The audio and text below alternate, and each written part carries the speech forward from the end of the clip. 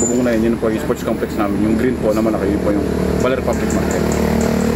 Yun na po yung buong Baler, parehas sa Capital Aurora. Yung sa likod po ay dinaanan yung Going Hills Maria Aurora.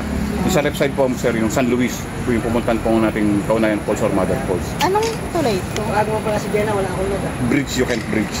Nadaanan pa natin yan? Natutulayan. Putik.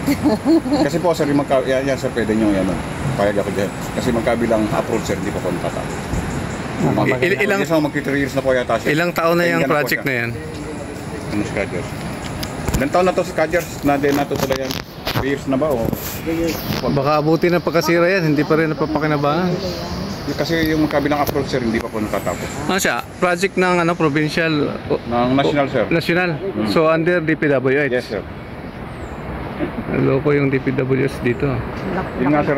Pero ano yan sir, pangalawang attempt na yan sir. Yung unang attempt nila, haligi lang po ang Nakatayo? nakatayo. Yung haligi lang ano ma'am? Oo, Haligi lang. Tapos siguro sir mga more or less 20 years yun bago ginawan ulit ng game. Although meron siya nang dadaanan kasi yung dalawang magkabilang approach niya wala pa. Yun ang problema sir.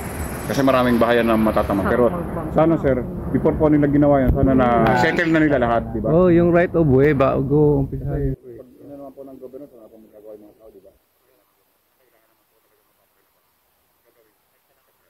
So, ang naging issue niyan is yung right of way. Ganun na.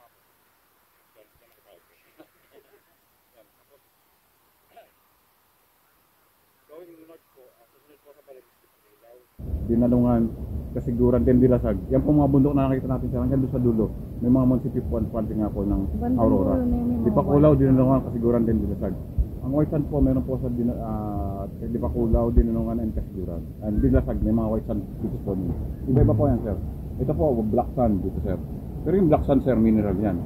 Yung kasi pag limbawa naglagay ka ng magnet sa sand, pag tinangat mo yung magnet, yung kakapit sa magnet na kulay black, ingredients po yung para sa bakal. So ano siya? Iron ore siya? Iron ores kung tawagin. Oh, iron ore sir, yes sir. Correct sir. Iron ore.